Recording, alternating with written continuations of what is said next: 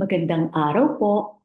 I'm Dr. Cecil Clemente Ocampo, isang dermatologist sa Capital Medical Center and Asian Hospital and Medical Center. Ngayong araw ay pag-uusapan natin ang keloid sa isang lecture entitled May Keloid si Kelly. Ang Balat Basics ni Dr. Derma is a series of skin health lectures which aims to educate and inform lay people, health workers, and doctors regarding common skin diseases through a fun and engaging storytelling platform. So sit back, relax, and enjoy. May keloid si Kelly. Dear Dr. Derma, ako si Kelly at nagkaroon ako ng keloid sa aking likod. Tinanggalan ako ng maliit na cyst sa balikat at gumaling naman ang sugat matapos maoperahan.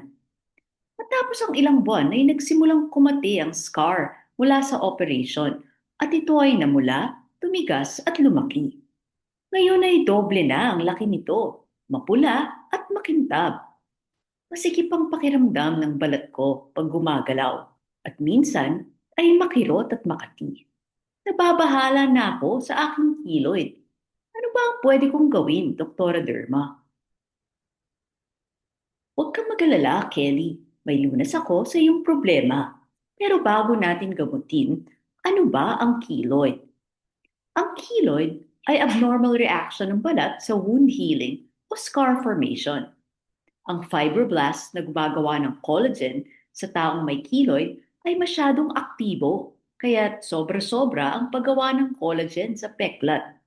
Nagkakaroon tuloy ng abnormal deposition ng collagen sa balat na nagriresulta sa mapula at malaking scar tissue na labis ang laki kaysa sa pinagmulang sugat, peklat o injury.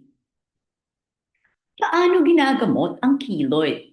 Kumonsulta agad sa inyong board-certified dermatologist kapag meron kayong sakit sa balat, buhok o kuko tulad ng keloid. Huwag subukang gamutin ang sarili. Huwag mag-self-medicate. Bibigyan kayo ng inyong dermatologist ng instructions at reseta para lumiit ang keloid ninyo, tulad ng mga topical medications na pinapahid sa balat. Maaari din kayong rekomendahan ng procedures tulad ng steroid injections o lasers kung kinakailangan. Sundang mabuti ang mga instructions ng doktor para mabilis gumaling at walang side effects na maranasan. Kung may simptomas pa din pagkalipas ng 1 week, ay bumalik kayo sa inyong dermatologist. Mga dapat tandaan. Ang keloid ay mas madalas sa mga peklat sa dibdib, balikat at likod. Maaari din itong makita sa tenga at pisngi. Mas dapat mag-ingat kung may skin injury sa mga lugar na ito. Kapag may sugat, ay dapat mag-ingat para mas mabilis gumaling at hindi magka-infeksyon. Panatilihing malinis ang sugat at gumamit ng antibacterial ointments para makaiwas sa komplikasyon. Thank you po sa payo ninyo, Dr. Derma. Ngayon ay lumiit na ang aking keloid. Nabawasan na din ang sakit at kati. Mas komportable na akong gumalaw at magaan ang pakiramdam. Maginhawa na ulit ang buhay. Nagpapasalamat, Kelly. Alam ba ninyo, ang keloid ay maaaring magsimula sa kahit anong sugat o injury sa balat.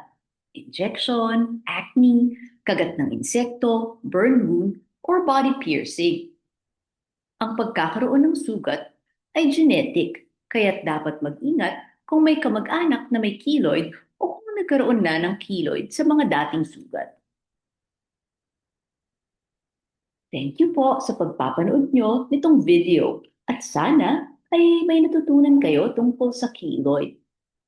Kung kayo ay may tanong or skin concerns, you may visit me at my clinic at Capital Medical Center or Asian Hospital and Medical Center.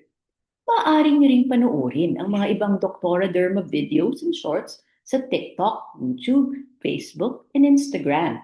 Just search po for Dr. Derma. Until the next video, hope to see you all again.